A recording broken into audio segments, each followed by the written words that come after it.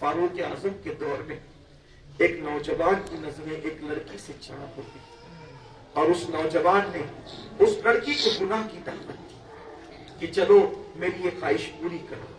तो उस लड़की ने, तुम्हारी ख्वाहिश तो गुनाह की ख्वाहिश, लेकिन ठीक है, अगर तुम मुझसे मोहब्बत करते हो तो मैं भी तुमसे प्यार करने लगी हूं, लेकिन मेरी एक शर्त है, अगर तुम मेरे जिस्म पे काबू चाहते हो, अगर तुम मेरे जिस्म पे काबू चाहते हो तो मेरी एक बात मान लो। बात मेरी ये है कि हमारे इमाम उमर इब्न खत्ताब के पीछे उनकी इक्तिदा में 40 दिन तक तुमको मुसलसल नमाज पढ़ना है और जमात के साथ पढ़ना है। जब 40 दिन हो जाएंगे तो फिर देखा जाएगा करना क्या है। अल्लाह अकबर। ये कौम की बेटियां थी, बेटियों की तरबियत इस तरह की गई। मैंने कहा ना कि बेटी पैदा हो तो माँ बाप के लिए जन्नत, नेक औरत की शक्ल में शौहर को मिले तो शौहर के लिए जन्नत, और जब माँ बन जाती है तो उसके कदमों में जन्नत सिमट आती है। मेरे आका फरमाते तुम्हारे माओ के कदमों के नीचे जन्नत। एक लड़की को जवान गुनाह की दावत दे रहा है और लड़की कहती है ठीक है देखा जाएगा, लेकिन 40 दिन तक तुम्हें हमारे इमाम उमर इब्न खत्ताब के पीछे उनकी इब्तिदा में नमाज पढ़नी। ठीक, मरता क्या ना करता। मोहब्बत करने वालों को जो शर्त रखो मान लेते, कबूल कर लेते। और उसने नमाज शुरू कर दी।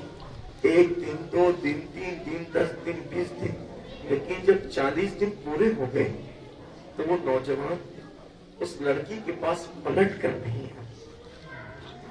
उस लड़की के पास पलट कर रहे हैं। लड़की ने सामने से अपनी कनीज को भेजा, कहा जाओ उस जवान का हाल मालूम करो कि क्या है।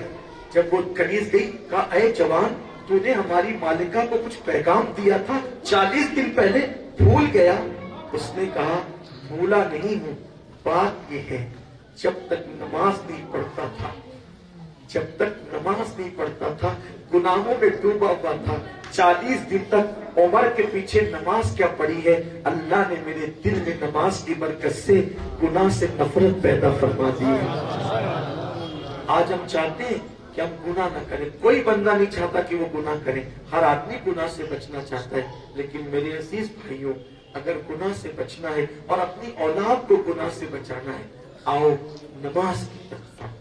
नमाज आदमी को गुनाह से रोक देती है। और अपने उन्वान के तहत एक आखिरी में बात दस कर दूं और अपनी बात मुकम्मल कर लूं कि नमाज में गिड़गिड़ाना। हम नमाज, जो नमाज पढ़ते हैं, जो नहीं पढ़ते उनकी तो बात ही नहीं, जो पढ़ते हैं तो जाकर दुकान में, मकान में, बीवी में, बच्चों में पूरी नमाज खत्म हो जाती है। कितना बड़ा अलमिया है कि पूरी नमाज गुजर जाती है, पूरी नमाज गुजर जाती है। 1 सेकंड के लिए भी कभी अल्लाह याद आता है? जिस नमाज में अल्लाह याद ना आए, जिस नमाज में अल्लाह याद ना आए, क्या वो नमाज भी नमाज है?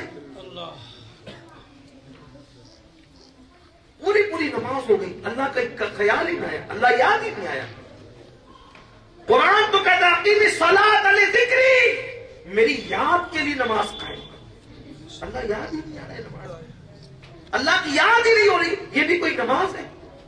उम्मुल मोमिनीन हजरत आयशा सिद्दीका रज़ी अल्लाह तआला अन्हा फरमाती हैं कि जब अल्लाह के रसूल अलैहिस्सलाम नमाज पढ़ाते थे या नमाज पढ़ते थे, और चौथी सफ में भी उनके सीने की ठक ठक की आवाज हम सुनते।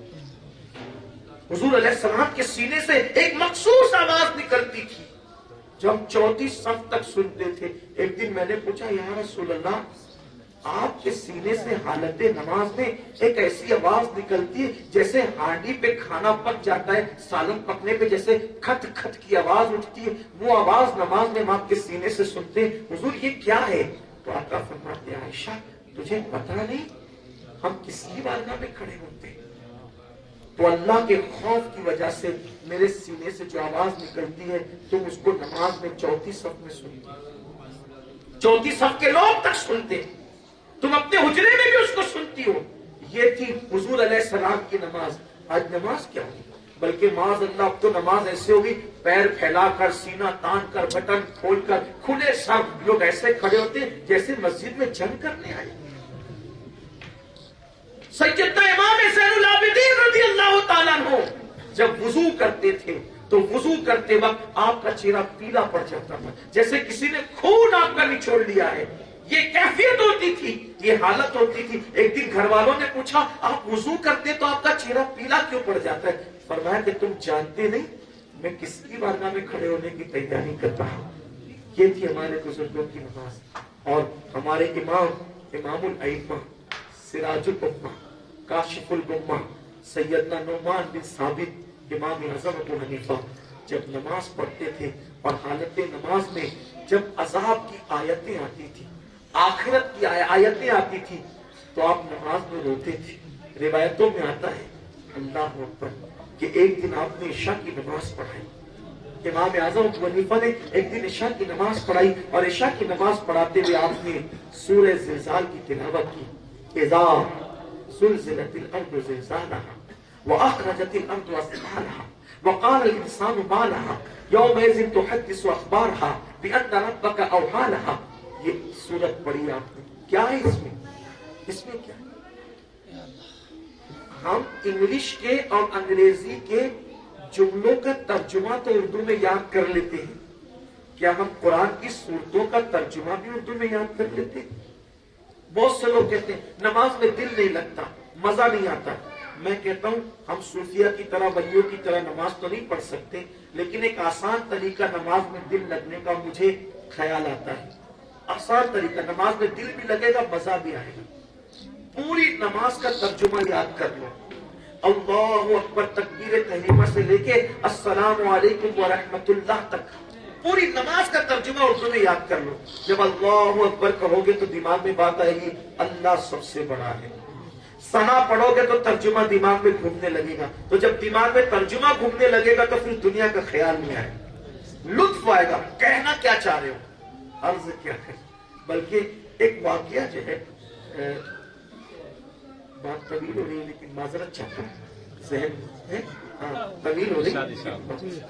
ایک مرتبہ ایک مسجد میں, توجہ فرمائیں, ایک مرتبہ ایک مسجد میں ایک یہودی داخل, قرآن شریف کی تلاوت ہو رہی تھی, نماز ہو رہی تھی. اس کو تلاوت بہت اچھی, یہودی کو قرآن کی تلاوت, اور واقعی کی قرآن کی تاثیر ہے, قرآن کا اثر ہے کہ قرآن اگر پڑھا جائے تو اپنا اثر قرآن دکھا کے رکھتا ہے. قرآن کی بڑی لذت ہے, بڑی برکت ہے. تو اس یہودی نے نماز مکمل ہونے کے بعد جو اس کے مسلمان دوست تھے ان سے پوچھا کتنا اچھا پڑھ رہے تھے تمہارے امام صاحب, کیا پڑھ رہے تھے؟ کہا قرآن پڑھ رہے تھے. کہا اس کا مطلب کیا ہے؟ انہوں نے کہا ہمیں مطلب نہیں پتا, ہمارا امام بتائے گا, اس کو پتا ہے. تو امام بھی کوئی میری طرح رہا ہوگا. جب وہ دونوں مل کر کے امام صاحب آپ جو پڑھ رہے تھے کیا پڑھ رہے تھے؟ تو کہا مجھے بھی نہیں پتا. اس یہودی نے جملہ کیا کہا پتا ہے؟ کتنی عجیب قوم ہے, اپنے اللہ سے جو کہتے ہیں خود کو بھی نہیں پتا کہ کہتے کیا ہے. اپنے اللہ سے کہتے ہیں خود کو نہیں پتا کہتے کیا ہے. قرآن کا ترجمہ یاد کرنا کوئی مشکل ہے؟ سورہ فاتحہ کی 7 آیتیں ہیں, 7 آیتوں کا 7 جملوں میں ترجمہ ہے, یاد نہیں کر سکتے. قل هو اللہ شریف مختصر, سورہ ناس مختصر, علم ترا مختصر, یہی صورتیں تو پڑھتی ہیں. بلکہ لوگ تو 2 ہی صورتوں میں پوری زندگی گزار دیتے ہیں. گانے کئی درجن یاد کر لیں گے, قرآن کی صورتیں یاد نہیں کر سکتے. حالانکہ یاد رکھنا, سب سے زیادہ یاد کرنا اگر کوئی چیز آسان ہے تو اسے اللہ کا قرآن کہتے ہیں, کیونکہ اللہ نے قرآن میں فرمایا ہم نے قرآن یاد کرنے والوں کے لیے آسان کر دیا ہے. جتنی آسانی سے قرآن یاد ہوتا ہے اتنی آسانی سے کچھ یاد نہیں ہو سکتا. اللہ نے آسان کیا قرآن یاد کرنا, یاد نہیں کرتے. 5 منٹ میں ایک سورت یاد ہو, کوئی بیٹھے تو صحیح. ہم تو مائل بکرم ہے, کوئی ساحل ہی نہیں, راہ دکھلائے کسے راہ روے منزل کا. نہیں ہمیں پڑھنا نہیں آتا, نہیں پڑھنا تو امام کے پاس آؤ, علماء کے پاس آؤ, ہمارے ائمہ کے پاس آؤ، علماء اہل سنت کے پاس آؤ، لیکن امام لوگوں کی بھی تو قدر نہیں ہے، علماء کی بھی تو کوئی عزت نہیں ہے، نہ ماں باپ کی عزت، نہ علماء کی عزت، نہ امام کی عزت، کسی کو عزت نہیں۔ جج کو دیکھ کر کھڑے ہوں گے لیکن امام کو دیکھ کر بھاگیں گے، وکیل کو دیکھ کر کھڑے ہوں گے، امام کو دیکھ کے بھاگے۔ یہ امام کیا ہے؟ جس کو 4-5 ہزار روپیہ دے کر کے نوکر کی طرح رکھا ہے نا، یہ امام وہ ہے جو 5 وقت دن میں اللہ کی بارگاہ میں تمہاری وکالت کرتا ہے۔ پیدا ہو جائیں تو کان میں اذان دینے سے لے کر مر جانے پر نماز جنازہ پڑھانے تک جو خدمت انجام دیتے ہیں ان کی ہمارے پاس کوئی قدر نہیں۔ یہ مسلمانوں کی فکر ہے، یہ سوچ ہے۔ تو بات دور نکلتی جاتی ہے اور میں جو وہ بات طویل ہوتی جاتی ہے، لیکن آپ کی محبت تقاضا کرتی اس لیے میں بات کہہ رہا تھا، سمیٹ لی جائے گا۔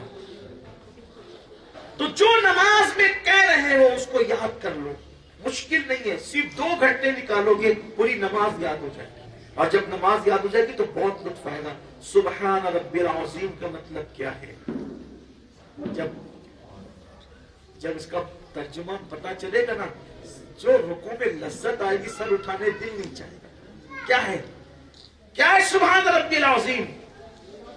پاک ہے میرا رب، پاک ہے میرا رب، سبحان پاک ہے میرا رب ہر عیب سے، اور وہ بزرگ ہے، عزت والا ہے، عظمت والا ہے، عظیم ہے، وہ بہت عظیم ہے، وہ میرا رب۔ جو رب کو میرا کہے گا رکوع میں، میرا رب، میں کیسا ہوں، کتنا اللہ نے مجھے نوازا ہے کہ میرا رب، میں رب کو میرا کہہ کے پکارا۔ سبحان ربی الاعلی، پاک ہے میرا رب جو بہت اعلیٰ ہے۔